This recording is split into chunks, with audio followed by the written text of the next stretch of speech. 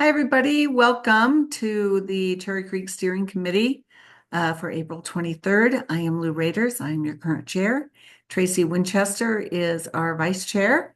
And we have kind of a packed agenda tonight. So I am going to rearrange our agenda just a little bit to accommodate Ryan's schedule. He has to attend another meeting tonight.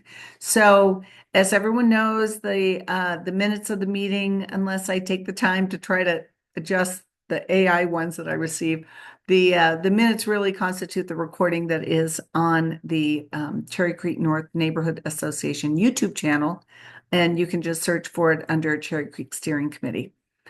We will come back to some of our folks for updates after a little bit. I don't see anybody with Cherry Creek West here this evening. So, I'm here, Lou. I'm Mariel is there. Yeah, Hi. sorry. I'm Hi. here. Sorry Both about that. No worries. Jenny is Oh, traveling, okay. and Amy's Terrific, also. Mariel. Thank you for being here. Yep. So I am going to just give everybody a quick update. Thank you to those of you who were able to attend the Transportation Solutions event last Thursday. Stuart is here. Stuart, I think, can acknowledge it was a really well-attended event, and it's always called The Road Ahead.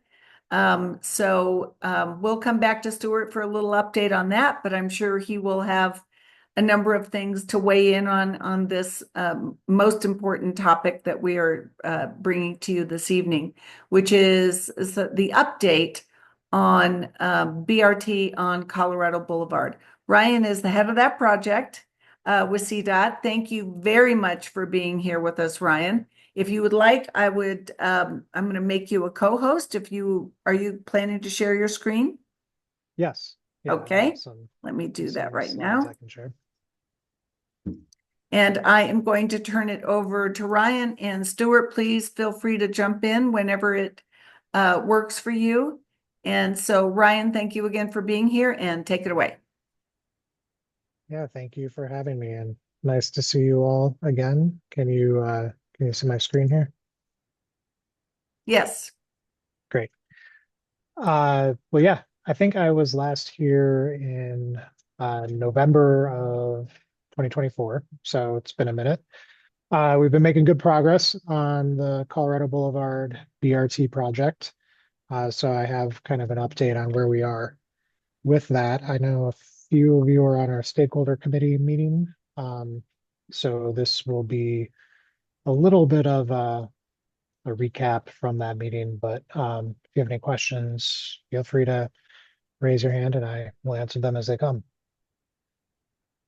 So just a quick overview of the project. So initially, when we started the project, we had anticipated focusing the BRT improvements between the 40th and Colorado station, just south of I-70, and the Colorado station just south of I-25, right at Evans and Colorado, in coordination with our project partners, City and County of Denver, RTD, City of Glendale, Arapahoe County.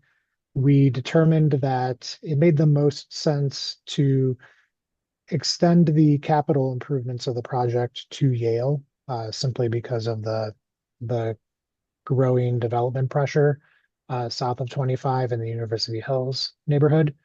But then to really look at the service extending all the way down to the Hamden corridor and ultimately ending at Southmore Station. So what that means is basically the station improvements and any roadway improvements that we would be doing would be between Yale and that 40th and Colorado station serving the A line between DIA and Union Station. But the actual BRT bus services, the buses themselves will run south beyond Yale to Southmore. And so that would really just take the number 40 bus and upgrade it to a BRT level of service. The other option wasn't really a great one. It involved cutting the 40 into basically two different service patterns and then having some weird overlap. And then there were questions about, where do the bus drivers, take their breaks, and this just made a lot more sense. And so that's ultimately where we think this project should go. This is all a proposal at this point, so it's still, if folks have questions about that or concerns, it's still up for discussion, of course. But then additionally, for developing alternatives for the project, we needed to think about where the stations could potentially go. And so in the map on the screen, you can see some preliminary proposed station locations. These are just really at the intersection level. And the reason that we needed to have these was really to start calculating what we think their travel times would be for the different alternatives. And I'll get into that in a moment. But so we used the different data levels or layers rather that you see in the table: employment density, transit propensity, existing ridership on the 40, population density, travel patterns, and land use and development, really to kind of inform that preliminary siting. But again, this is very high level, so these are, certainly up for discussion, and we haven't really figured out where at the intersections these stations would be located because we're still trying to figure out what the BRT should look like ultimately. So we are kind of like about 2/3 of the way through what we call the alternatives analysis. And so what we're really focused on is, what should the BRT look like? Should it be, similar to what Colfax is shaping up to be, where it runs in the middle of the street? Should it be on the sides of the street, next to the curb? Should, where it is on the sides of the streets, would it have bus lanes? Would it share a lane with traffic? So that's kind of where we are.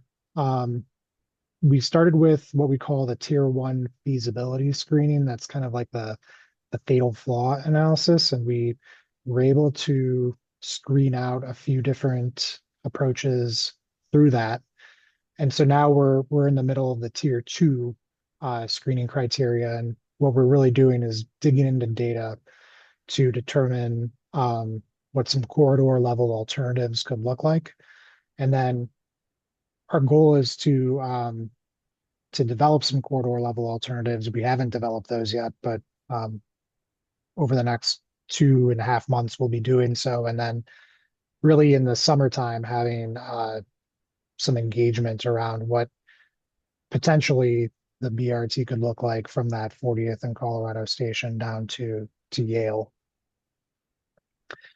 Additionally, in our first stakeholder meeting, as well as some of our more targeted outreach, including at public meeting number 1, we got the question about this type of alternative called a side transitway. So this is kind of a combination of center running and side running, where you put all the transit lanes on one side of the street, which in the picture would be the red lanes. So we were asked to evaluate this, and so we did that. We looked into, how would this potentially look on Colorado Boulevard? What would the very high level impacts be? We had a lot of discussion with our project team about what are the benefits, what are the challenges. Obviously with this type of configuration, the bus would be highly efficient, but it would come with some pretty serious trade-offs. So we did evaluate this. We added it to our 3 alternatives that I just described.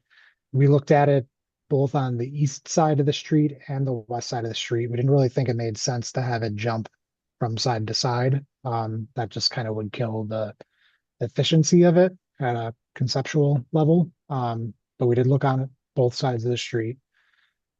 We also looked at a lot of context around that. So we looked at different cities where this type of transit guideway or running way is built and working. One of which is Denver downtown, right on West Colfax near Auraria.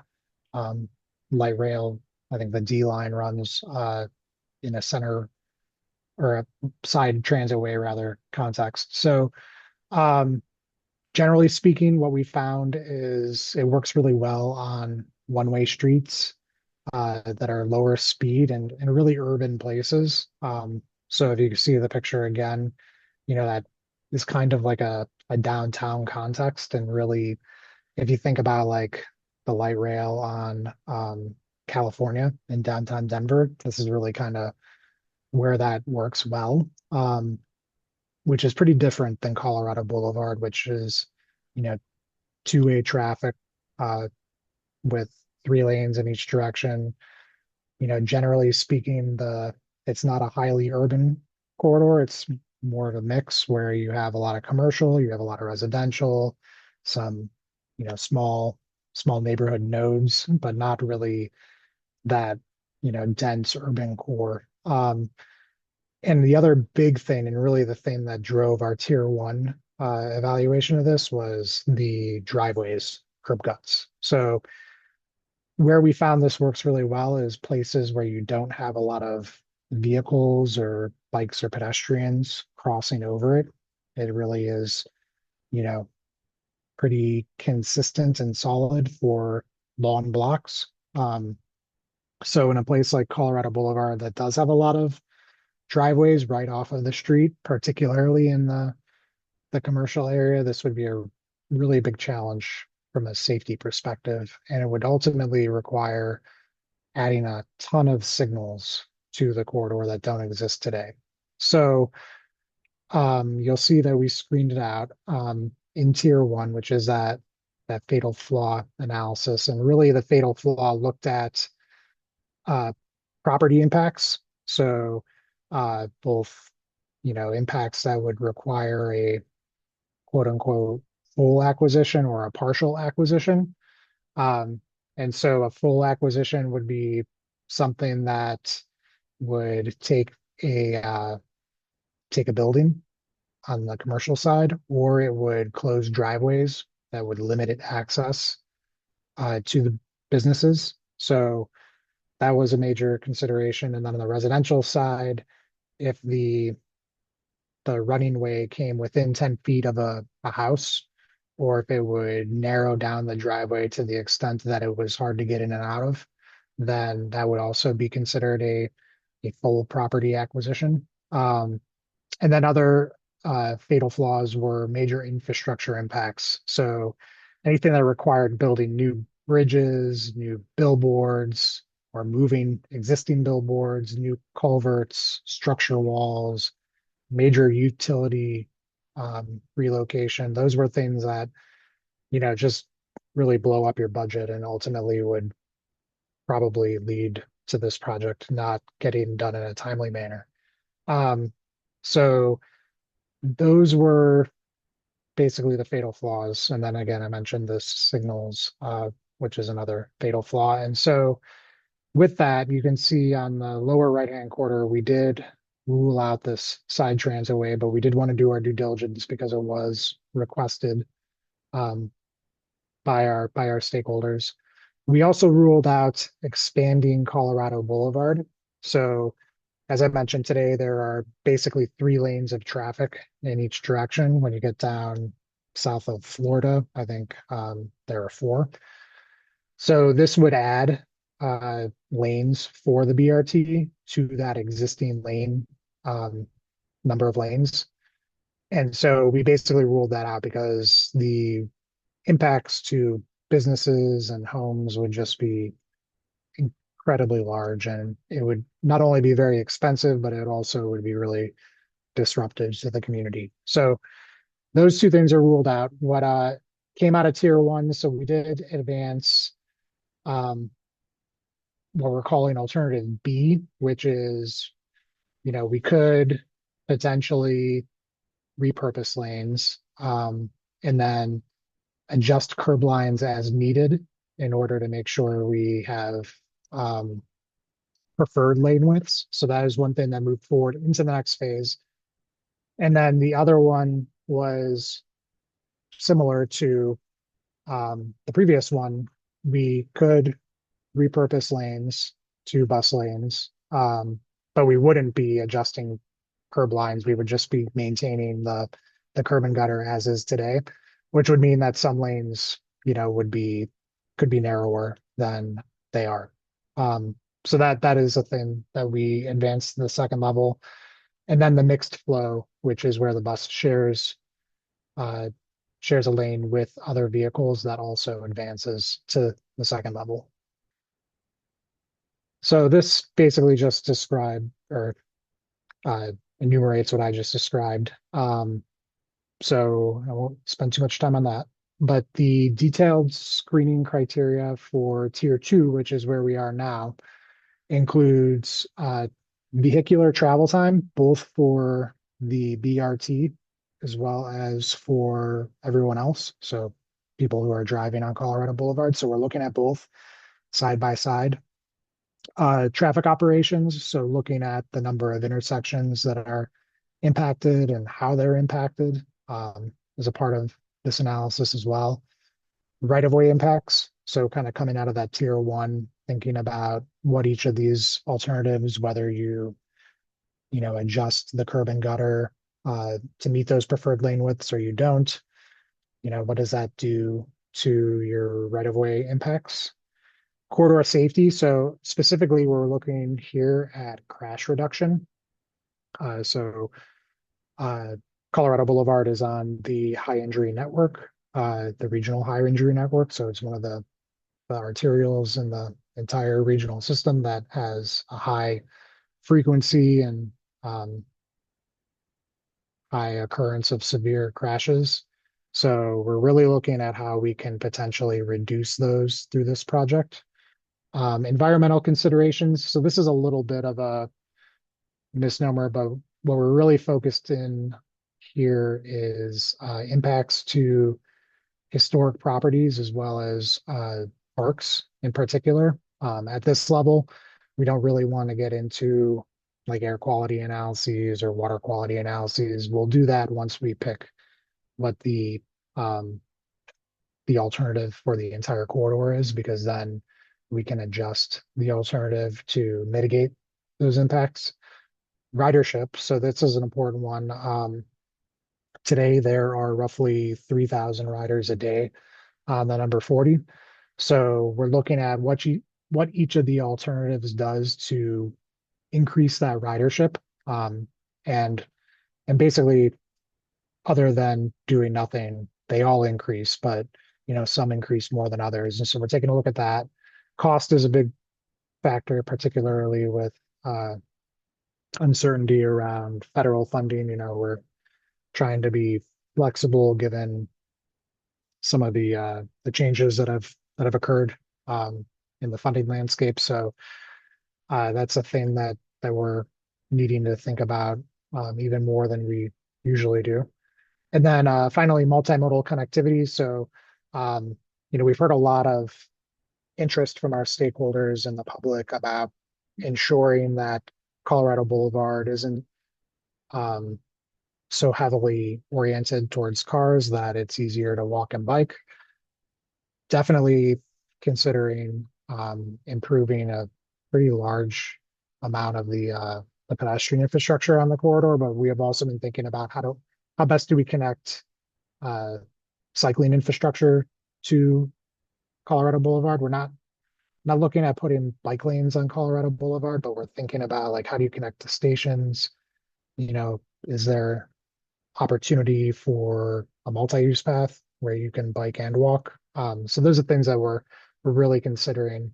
And on that point, we've been getting asked about specifically a bikeway on Colorado Boulevard. We've done some analysis around where we think there's a lot of potential for infrastructure. And again, this is like connections to stations as well as behind the curb infrastructure. So shared use path or, a path that has striping for bikes and striping for pedestrians. This can be some of those approaches, but we're not at this point considering bike lanes on Colorado Boulevard. We're pretty limited in what we have to work with between the curbs. And then we've also worked with Dottie on the connections to their system that they've been building out over the past decade or so. So you can see existing uh, bike infrastructure in the pink lines, and then where they're hoping to add bike infrastructure in the dashed pink lines. And so this just shows kind of where we are in regard to thinking about those connections. But again, very high level because we're still trying to determine what we think the BRT, what best option is for Colorado Boulevard. So where we are today, we have been working towards, as I mentioned, developing corridor level alternatives. So generally speaking, the alternatives that we will present in an open house will not all be one thing or another. I mean, there could be one alternative that is all one thing or another, but I think probably you'll see some mixing of different different configurations. So it could be, bus lanes in one section and then mixed traffic in another.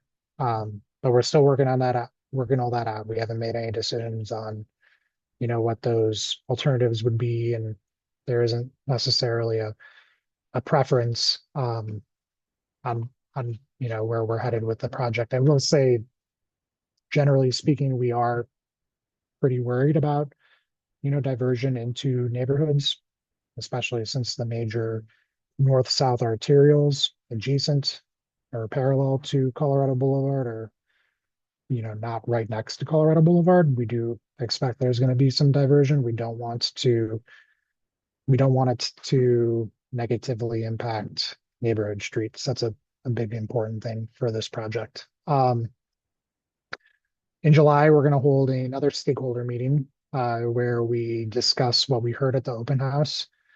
And then late in the summer, we will work to develop what we call the preferred alternative. So, out of that set of different alternatives, we'll assess the feedback we received, both from the public, from the stakeholders, and then really look at the data and try to come to consensus with our project team and our project partners on what is the best approach for BRT on Colorado Boulevard.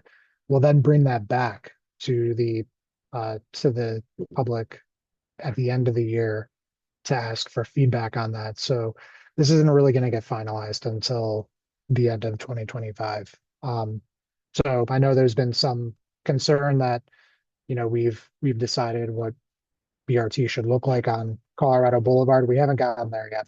We are really trying to take a data-driven and community engagement-driven approach to this. So that is where we are. This is our webpage. The QR code can take you right to our webpage, but you could always reach out to the project email. We have a phone number. Always reach out to me directly. I'm happy to answer any questions you may have. You can share my email, and that's really it. And sorry for the vacuums in the background if you can hear them. Oh, you couldn't, so Oh, good. you Okay. ratted yourself out. I'm talking here and I'm hearing it's after 5, so they're vacuuming. Yeah, the cleaning crew was in. So there was a good question in the chat. What percentage of the project is from federal funding? Well, we don't know yet. And that's because when we choose the alternative, we'll have what we call a planning level cost estimate. So we don't really know what the project is going to cost yet. Some of those configurations I discussed are more expensive than others for a lot of different reasons. Generally, I would say that, it'll be a big investment, but we're hoping to keep it as fiscally constrained as possible. But of course, I mean, as far as federal funding, it has changed in the last 6 months, and yes, going forward with this long timeline, that could change again, hopefully, so that yeah, it's hard. It's just hard to know. So what I can tell, what I can tell you about, maybe this will get kind of at that. I don't really have a good answer for that, to be honest, but for for Federal Boulevard, which is the other BRT project we're working on, and we're farther along on that project. We've been planning to. We've been working with the Federal Transit Administration, and part of our planning around the development of that project has assumed um, what's known as a capital investment grant through the FTA. At this point, we don't know, given what has occurred with other types of federal grants, if we can rely on that or not. So the approach that we've taken is we're developing the project that we have been developing with the ability to phase it if it comes to that. And I think Colorado Boulevard could potentially take a similar approach where, if we think that we have um, the opportunity to bring federal transit dollars into the project, we'll take a look at it. But if we think that it's not going to be a reliable source, then we'll look at a phasing approach. Ryan, when we look at some of the depictions that you showed, when the BRT goes up to 40th, would it then go off of Colorado Boulevard to, yeah, so it looks like it actually goes into the Colorado 40th station, and that would be the turnaround place? Yes. Yeah, it would stop and start at the train station. And that's one of the reasons for that is that that's one of the highest points of boardings for Right. the number 40. Yeah. So that's good connection. Yeah, absolutely. So it would turn on 40th and go around through the station. And then when it gets to Colorado Station, I mean, it's like a block away. So I assume there's no turn in to that, or is there? I don't think we've actually figured that out yet. It could potentially do a loop around a Colorado station, or it could stay on Colorado. I think, that'll be a discussion we have with our TV.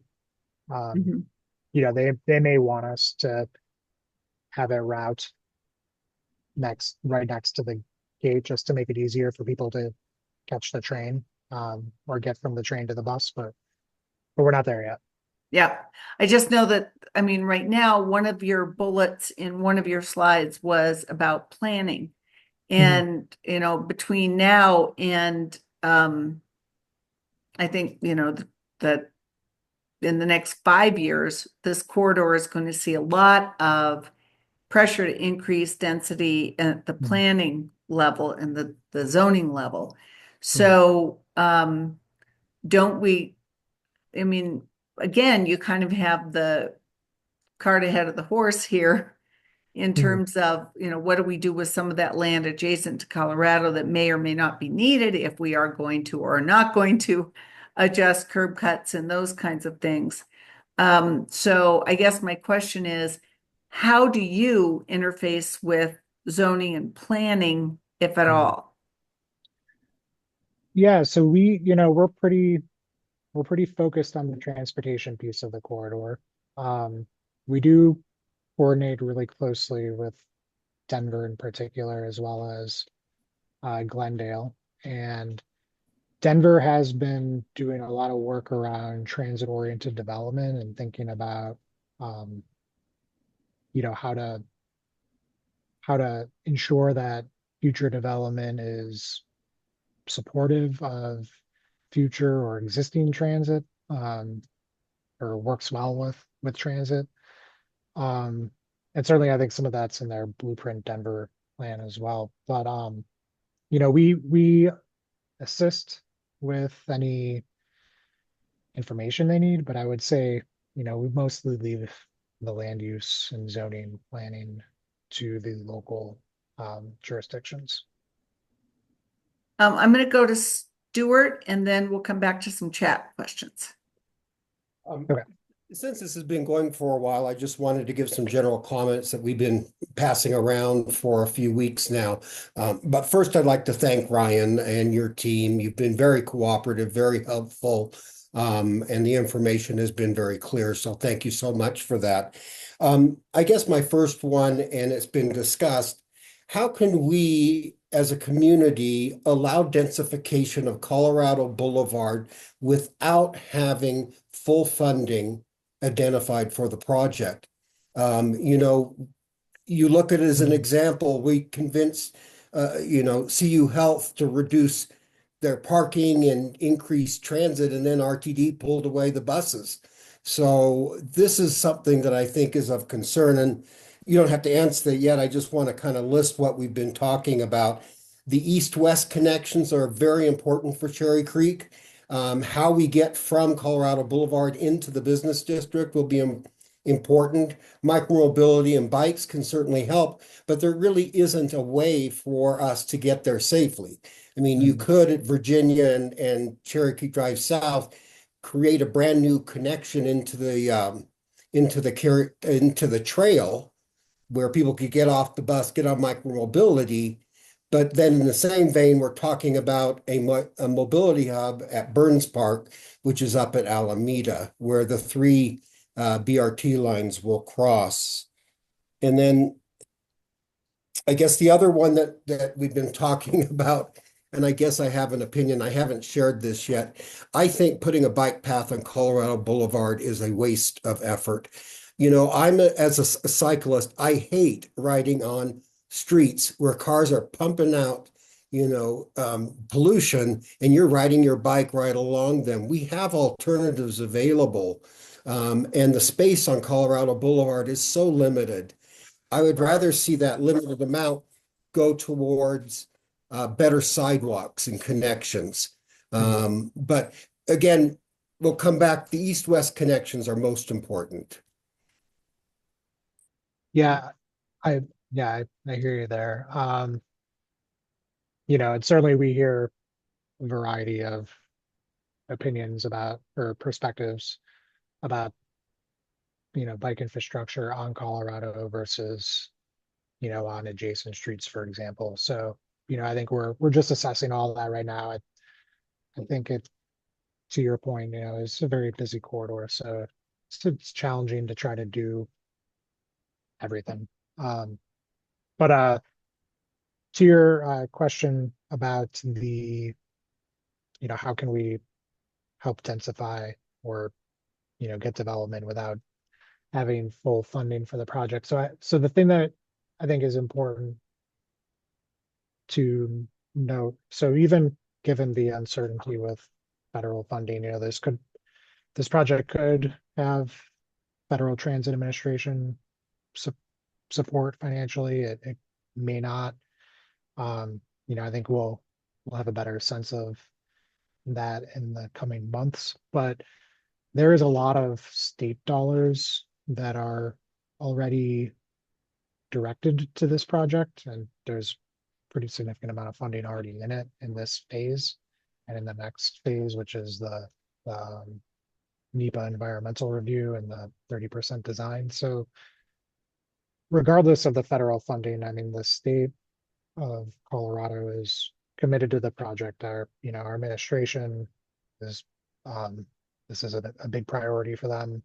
We've gotten a lot of support from the state legislature. So if no matter what BRT will happen on Colorado Boulevard, it may, the ultimate vision for Colorado Boulevard may not happen all at once, but certainly as much of it as possible will happen before 2030.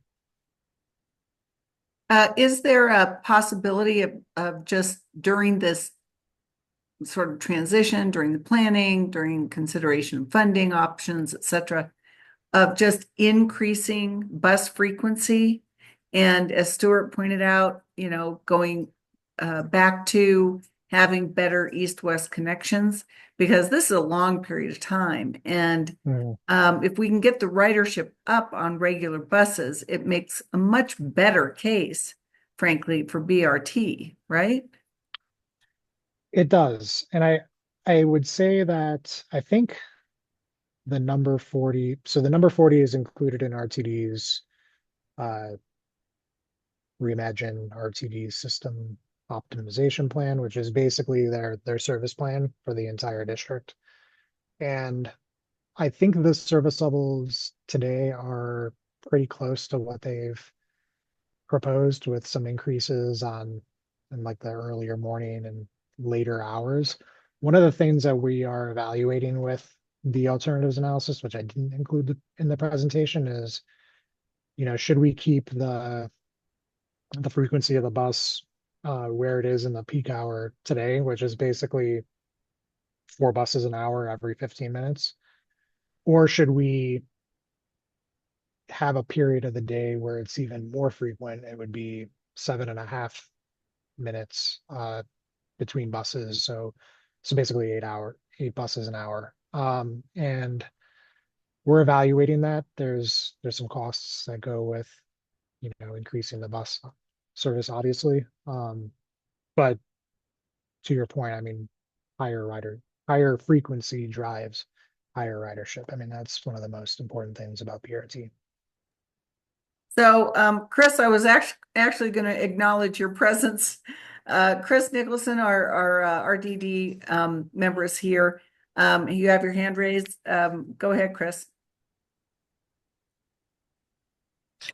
Yeah, I just wanted to ask, what's the status of the conversations with the RTD around service delivery commitments? So I know that was um, a topic when it came to Colfax. Was, what are we willing to promise for as a part of doing Colfax BRT?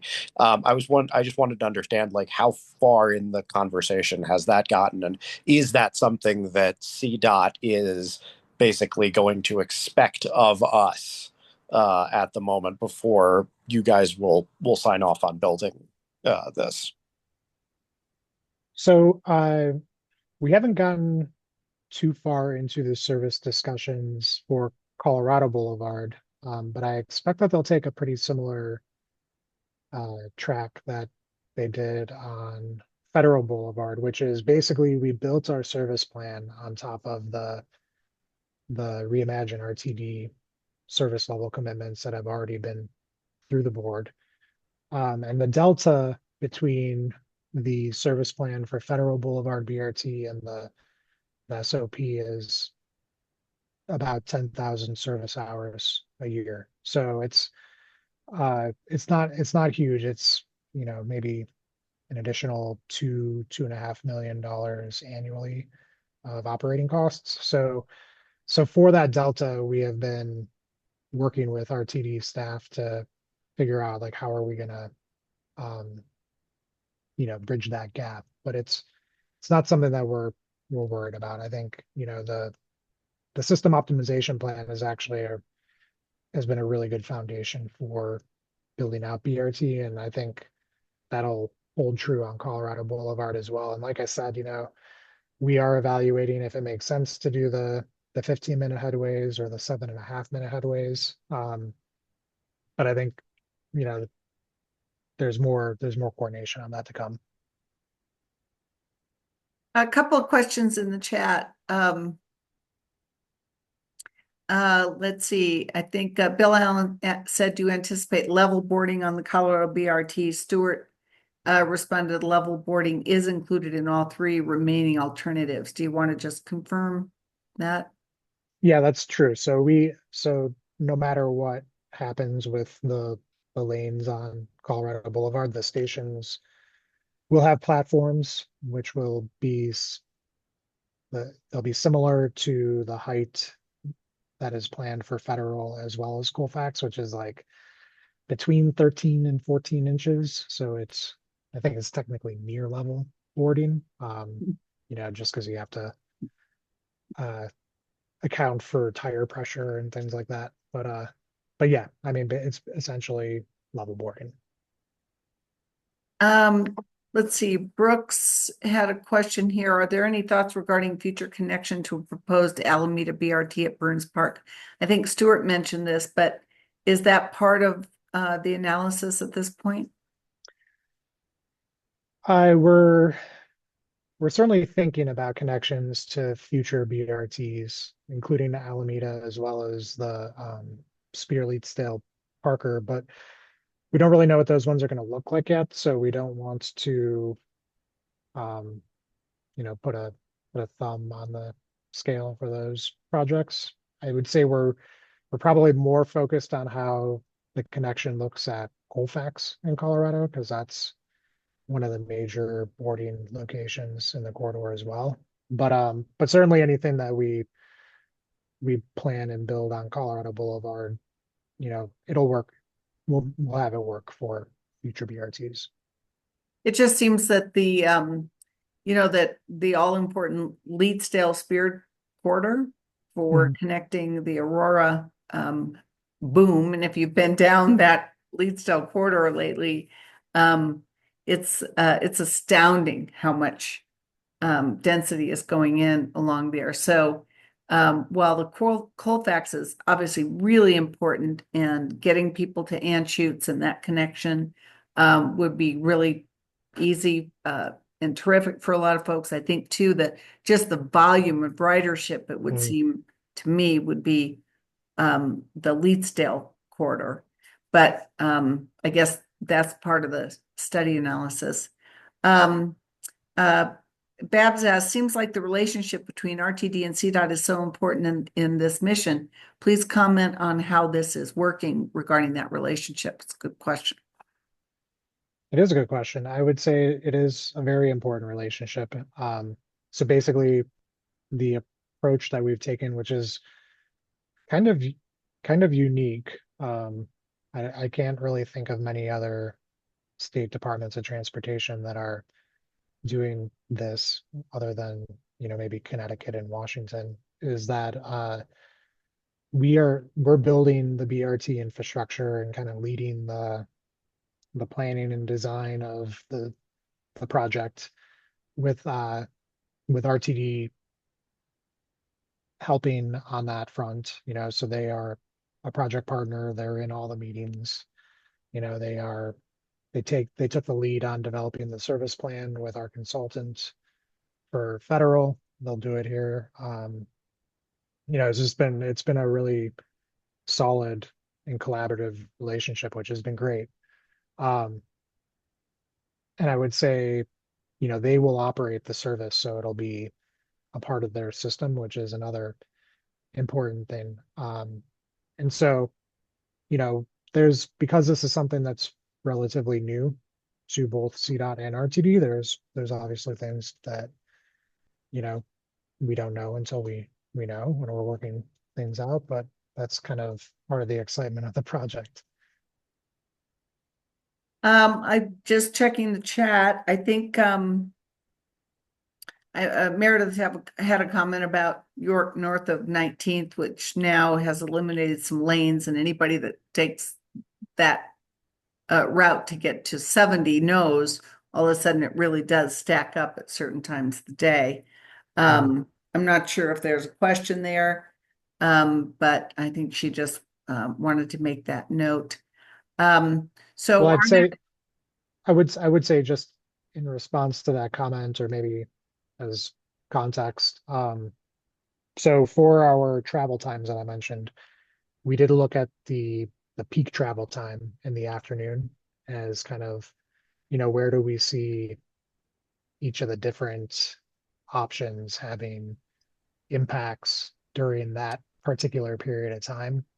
And I know, certainly you want to be thinking about the other parts of the day too, but again, when we ultimately land on what this project looks like, we want to make sure that we're not, causing a lot of negative impacts on adjacent streets. I think, particularly when you look at the bike slide I have here, you can see so many of them are prioritized for biking and, and walking and things that you do in neighborhoods. And so that's an important part of our approach at CDOT.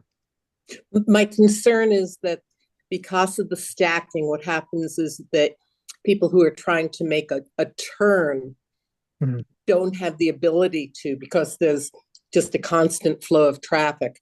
Mhm. So I know on Colorado Boulevard, you have some dedicated left-hand turn lanes, Mhm. which would help things. But we've had accidents on York Street because, people who haven't gotten through one light or maybe two cycles will then just go at amber or red. So it was Mhm. more about the dedicated left-hand turn lane. I mean, signal. Yeah. Chris?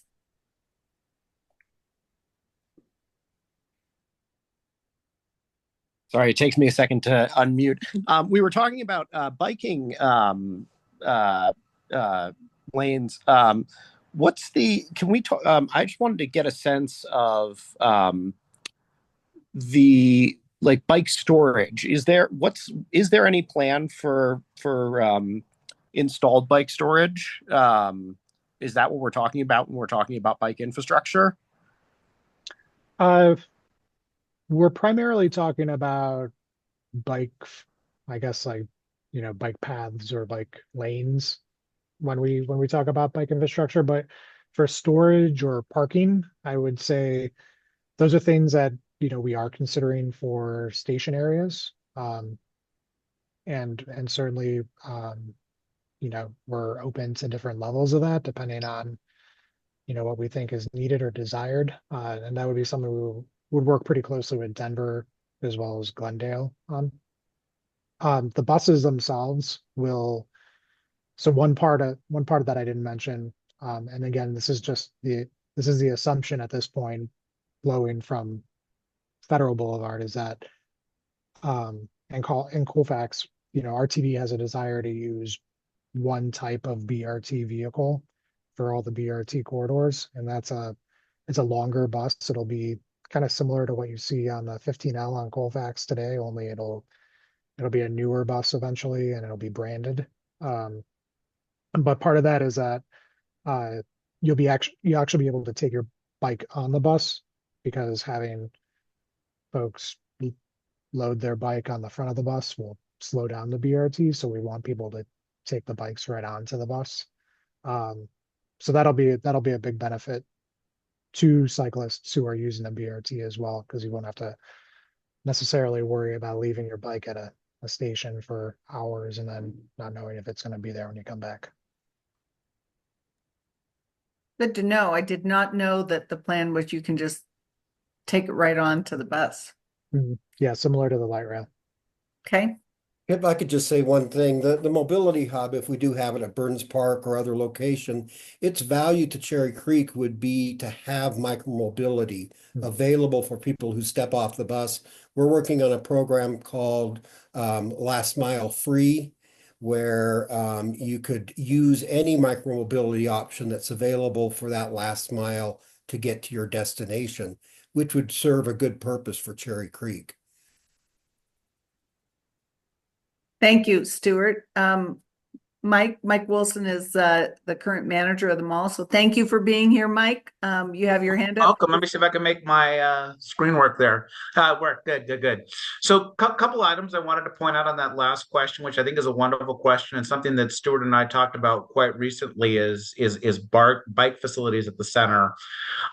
We have about 75 exterior stations right now for bike racks. We have interior ones for mall employees right now as well that are in interior cages. I am very supportive, and that doesn't even include the ones that are in the public right of ways around the perimeter. But I am very supportive, and Ryan, something Stuart and I talked last time we met about a month ago, I would be very supportive of trying to figure out additional ways to even grow that further, because I think that's something that would be well received by the community and something that we very much support. However, I don't know the mechanics of that, so I don't know if it's something that we should offline in a smaller group format, but I'm very curious on how we can grow that footprint of using and getting people comfortable around coming to the center and taking alternate transportation, specifically bikes. Yeah, I think that we should definitely offline and, maybe set up a discussion. That'd be great. Awesome. Thank you, guys. And if you don't mind, please make sure Stuart's included in that, because Yeah. he is the one that, is our Transportation Management He is a rock Association. star. He Yeah. is he's my go-to guy for this. So Yeah, yep, thanks, guys. absolutely, absolutely. He is, we're so glad and so lucky to have him.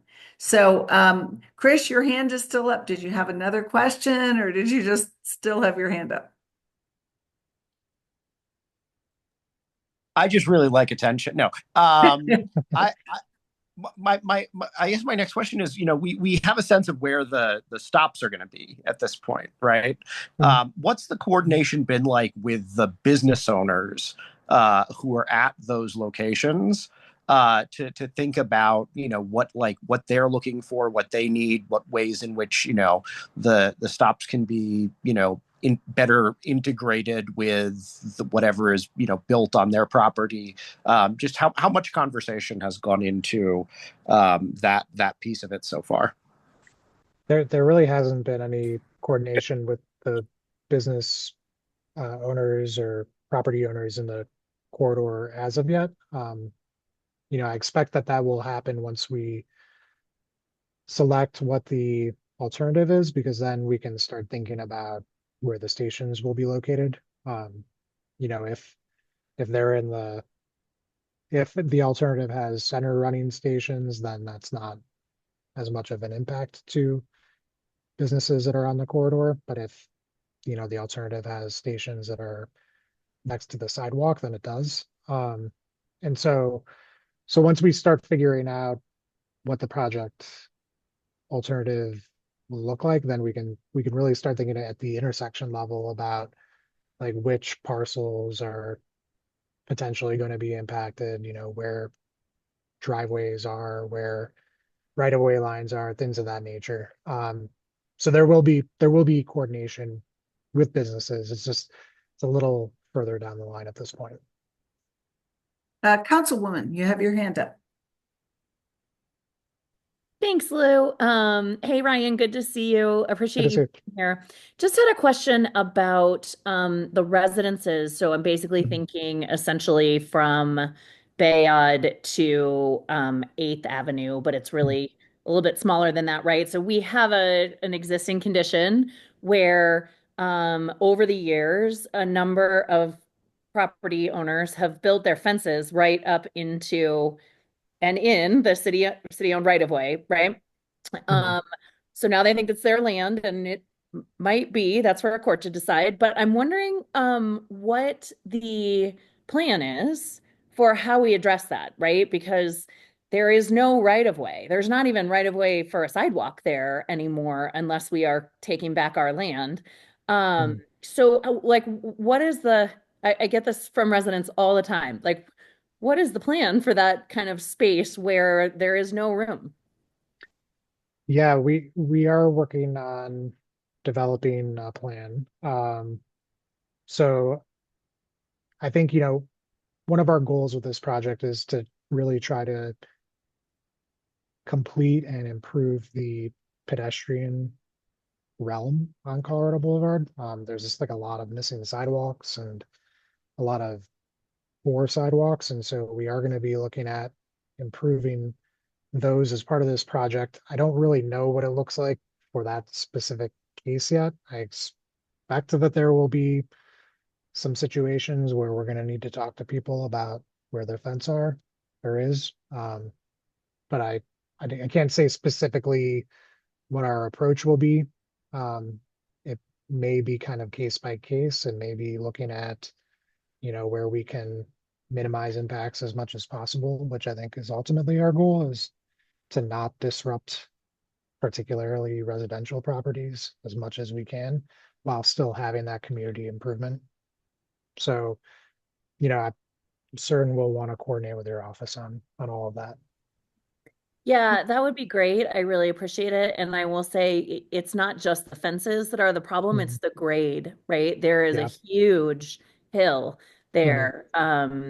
And so, retaining walls, et cetera, all of this is going to add significantly to the cost of the project. So when you've got an answer, we would love to hear it.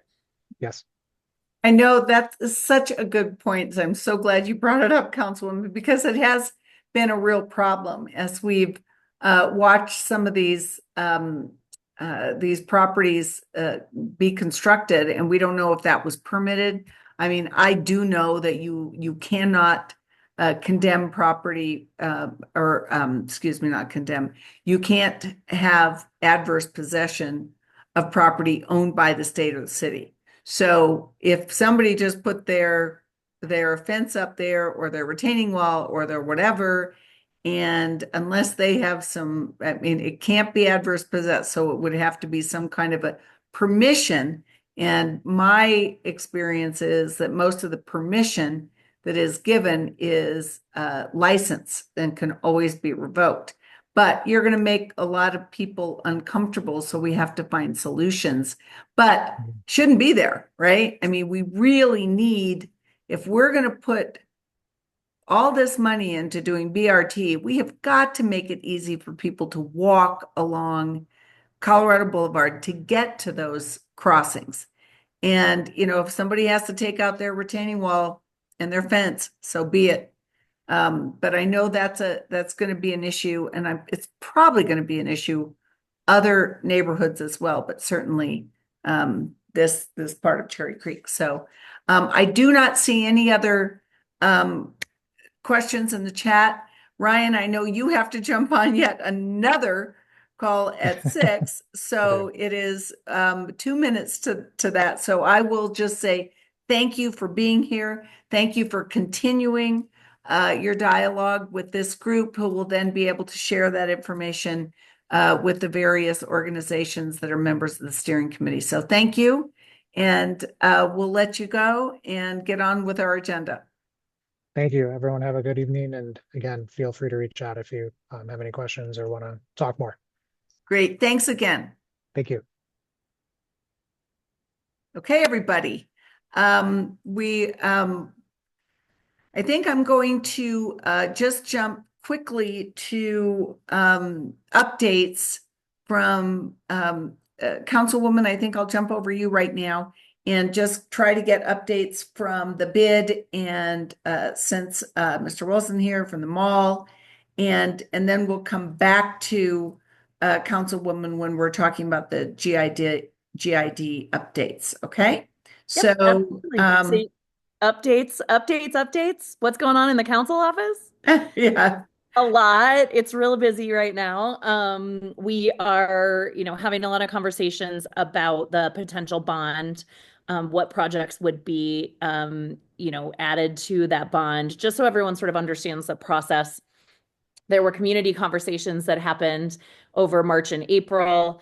And then now there are 5 different subcommittees that each are a bond topic, right? So community safety is one, facilities is one, parks is one, et cetera. And each of those subcommittees are taking a look at the huge list of projects that could potentially be included in the bond and ranking them. And then once that work is complete, which should be June-ish, then the projects that rise to the surface from each of those different types of bond issues will go to a bond executive committee. And the bond executive committee is the council president, the mayor's office, the agency heads, et cetera. And then they will make the final decision of what projects get included in the bond and what projects don't get included in the bond. So, stay tuned. We'll keep you posted. I'm on the community safety one, so looking at all of the different kind of safety infrastructure in the city of Denver, and what potential things might happen. That is taking up a lot of time and bandwidth. For those of you watching in committee today, we finally got an economic impact analysis from the city on the stadium, the women's soccer stadium. And it is eye-opening, fantastic. It's a real economic opportunity for us over the next 30 years, to the tune of conservatively about $2.2 billion for a $70 million investment. So we're excited about that. That will go in front of the full council. Just working on some legislative priorities. We'll talk more about the JID later. But, it is busy around the city. Happy to answer any questions you guys have. Maybe we'll jump over questions and come back at you when we talk about the JID, but thank you for all your hard work. I know it's there's a lot going on. And Richard, you have your hand up, and then I'll ask you for the update on the bid. Okay, I did for just a quick question for Councilwoman Sawyer. Is it too late to be assigned to one of those bond review committees? We've reached out a few times and haven't heard anything back, and we'd love to definitely have a seat at the table to be on one of those groups.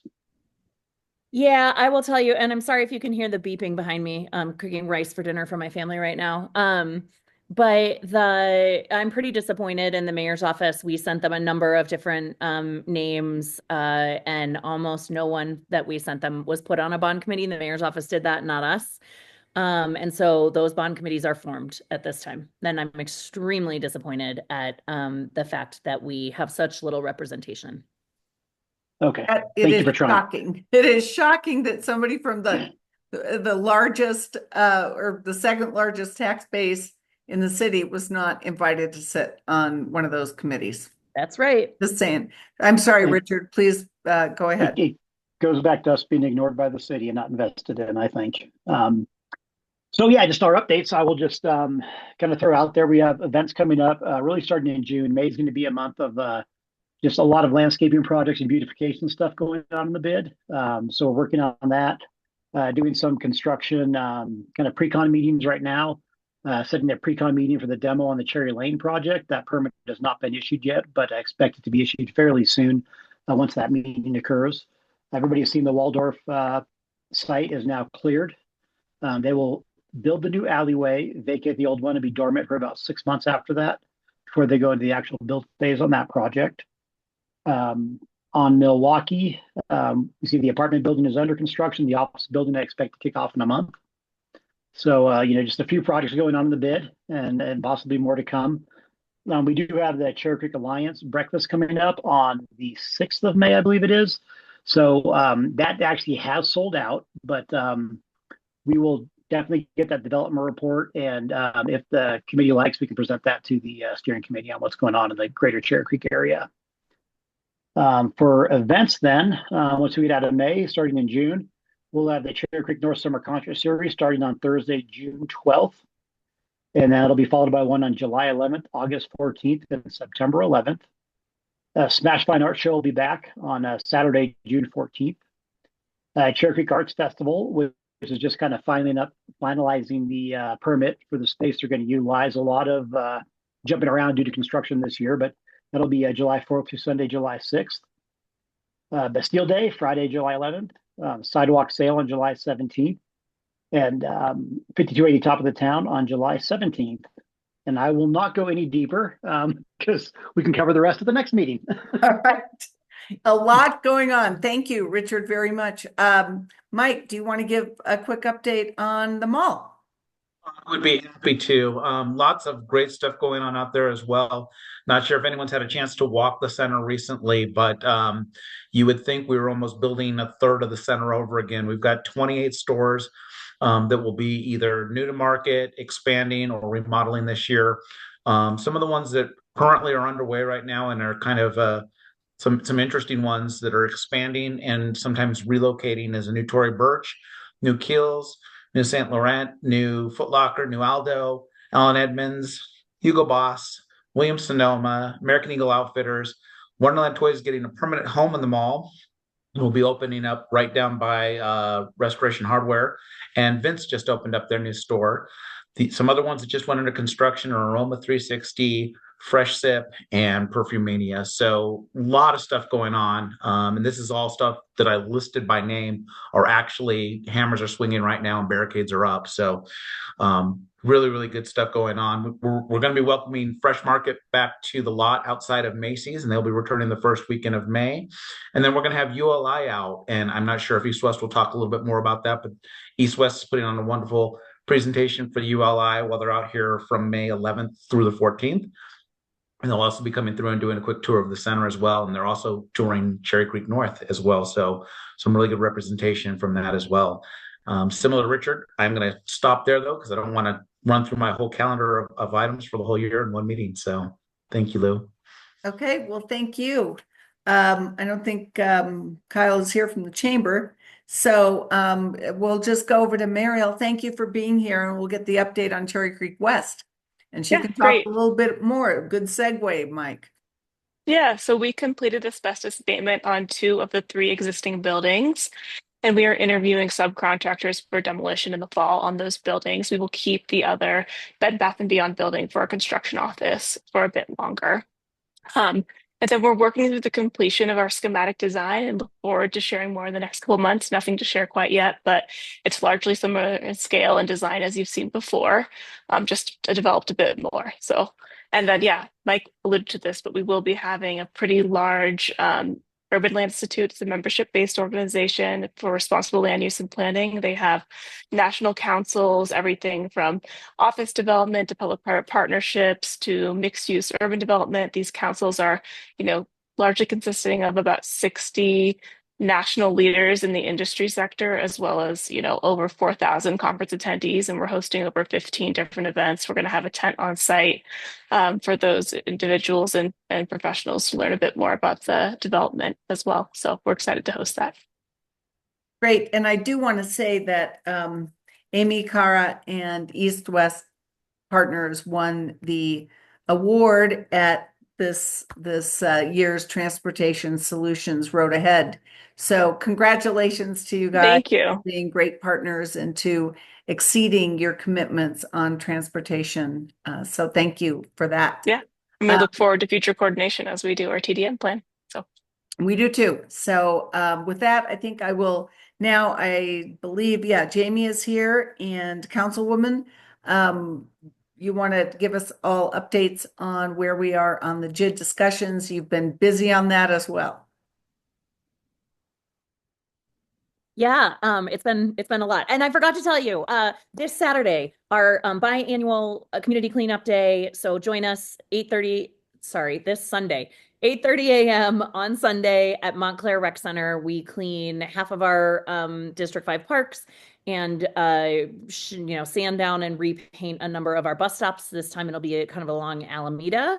So please join us 8:30 a.m. Sunday morning. You get supplies and breakfast, and then you head out and do a little bit of volunteer work in the community. So we'd love to have you guys join us just to help refresh and keep District 5 looking absolutely fantastic.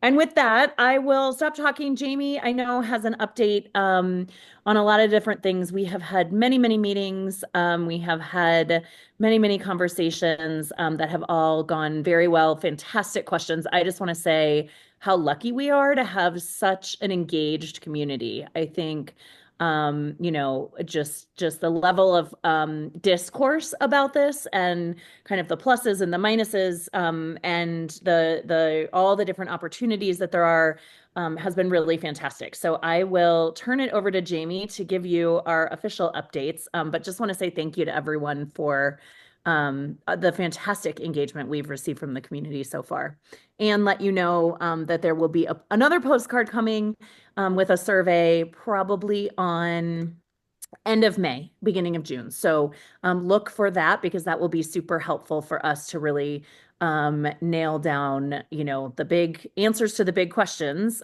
which are what projects would be prioritized by community and how much are you willing to pay for them, right? So stay tuned for more on that. But Jamie, why don't you go ahead? Sure. I'm going to give a quick update. And I'm staying off camera, as the councilwoman knows, I'm in the middle of a landscaping project right now. So I'm here, but you don't need to see my wear and tear from today. So just wanted to provide an update real quick on what has happened since we last met. So the meetings in red are the meetings that have occurred since the last month's meeting. As the councilwoman said, we've had some really great sessions and a diversity of sessions. A couple things I wanted to just note. We met with Councilman Cashman and his staff about expanding boundaries for the JID study area to the triangle in the southern part of our boundary, or south of our current boundary, I should say. And so after considering that, Councilman Cashman would like us to conduct some engagement in the triangle to see if there's any interest from folks there to be included in the JID. So I've been working with his staff. They're sending out a postcard, I think either this week or next week, to invite folks to a session and chat on April 14th, where we'll kind of understand the sentiment there about any interest folks might have in being included in the study area boundary. Again, that wouldn't be a final decision. We're just trying to look at all the edges and make sure we understand where there's interest in this. We've also we met with the Cherry Creek East Neighborhood Association. We also have had we had a very full meeting with the Chamber of Commerce, lots of folks present for that one.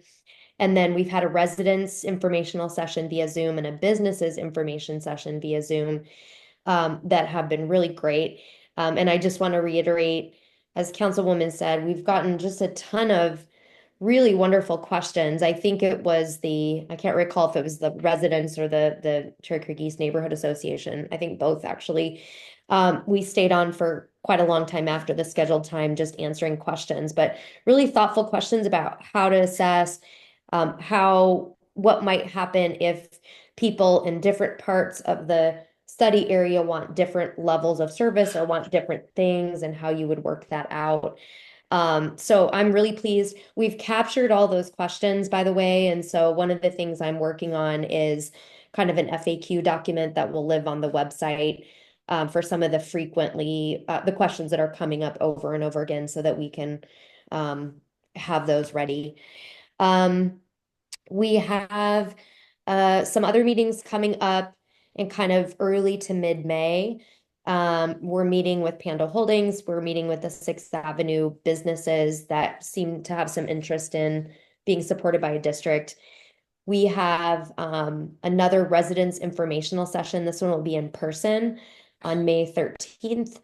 As I mentioned, the JID and the Triangle on May 14th, and then we have the Alliance Leadership Council and the Cherry Creek North Neighborhood Association on May 20th. So lots of engagement still to come. We also have booked a meeting with the Cherry Creek North BID in the latter part of June. And I'm sure we'll continue to add some more things. We are getting good information to start working on that survey, so that's going to happen here soon, and the postcard will go out. That survey should open, we're thinking about right around the end of May, around that week of May 26th or shortly thereafter, because I know that's Memorial Day, and will be open for a few weeks. Just a couple other things I wanted to share with you, just kind of as an FYI. We've reworked the presentation, and it just in terms of flow, particularly for residents, I think it's been really helpful to walk them through kind of a little bit more background information on what JIDs are, and provide some good case studies. So I'm kind of zooming through here, but we've provided some various case studies on what different general improvement districts in the city of Denver do and what their budgets are, and their assessment rates for each of them, that try to demonstrate that JIDs can do a lot of different things and assess in a lot of different ways. So I think that has been really helpful. The other thing we've done is added slides about what would a JID cost. And again, we've caveated this with we don't know yet what we're actually trying to do and what that's going to cost and how many mills we would propose in the end. But it's been helpful for folks to see. We've been using 3 to 5 mills as the range, and then providing a breakdown and an explanation of the assessment. So this slide is just for residential, which is assessed at 6.7%. And just by way of example, if you are a homeowner with a home that's actual value is 1.5 million, the annual cost to you would be $484.08 a year, or $1.33 a day. And we've done the same for the commercial sector at between 3 and 5 mills and what that would look like. So I think starting to see some numbers, we were preemptively getting a lot of questions. Of course, what is this going to cost? Which is always hard to put that out there, but I think providing a range and then kind of walking people through how we get to the final determination on assessment has been good. The other thing I'll share with you real quick that we have been doing, let's see if I can get it to pull up here, is we've been using a tool called Mentimeter on our at our various sessions. So I just want to show you what that looks like. People are able to vote essentially on what their priorities are real time, and then their responses come up real time as well. It's just loading here. So for example, you can see here, this was the Cherry Creek East Neighborhood Association. We asked people to use single words or short phrases, what investments would improve your neighborhood. And then this is a word cloud. So the more it's mentioned, the larger the words get. So you can see here for Cherry Creek East, lighting, safety, security, and even landscape showed up pretty largely. We present the kind of 3 improvement areas of safety, beautification, and accessibility. And so folks can vote on what they think is the most important. So here you'll see safety followed by beautification and accessibility. And then we ask questions like investments in enhanced safety can mean a lot of things. So what does it mean for you? So here we had security patrols, lighting, sidewalk lighting, alley lighting, cameras, environmental design. And folks voted for their top priority. So here you can see neighborhood and sidewalk lighting got the top vote. As it relates to accessibility, we're kind of all over the place. Pedestrian safety, parking in the neighborhoods, transit circulator from Cherry Creek to other neighborhoods and within the neighborhood both got votes. More investments in beautification, consistent enhanced landscaping got the top votes. And then the final question we ask is, if a JID were to be created, how would you want those funds allocated? And so basically what this shows is folks here are saying they want 50% of the funds they invest to be spent on safety, 30% on beautification, 17% on accessibility. And then we give them a chance for other, and then they can put in the chat what those others are. So this is very, very, very high level at this point. The survey will dive a lot deeper, but we're just trying to work up towards giving people a chance to share and to be transparent as we go through this process as to kind of general sentiments. And I think people have really appreciated opportunity to not just be talked to at these meetings and have an opportunity to actually share their thoughts and feedback as well. So those are my updates. Councilwoman, anything else I missed that you want me to hit on? No, I think that's it. But thank you. Great job, Jamie. And just want to reiterate again how grateful we are for your leadership and expertise in this, because it is a complicated process. And so you're making it very straightforward for everyone, and we really appreciate it. Okay. Well, thank you. And thanks to the councilwoman for continuing to fund Jamie's participation for us all to consider this important issue. Does anybody have any specific questions for the councilwoman or for Jamie on this topic? All right, seeing no hands raised. That is the meat and potatoes of our agenda tonight, folks. I really appreciate everybody staying, and again, we will be uploading this particular meeting to the Cherry Creek North Neighborhood Association YouTube channel. So you can find it there in a couple of days. And with that, we will adjourn. Thank you so much for being here, everyone. Take care. Enjoy this lovely spring weather. I just wanted to say one thing. I wanted to thank Janice for cleaning up the creek today. They had an employee and family activity, and they were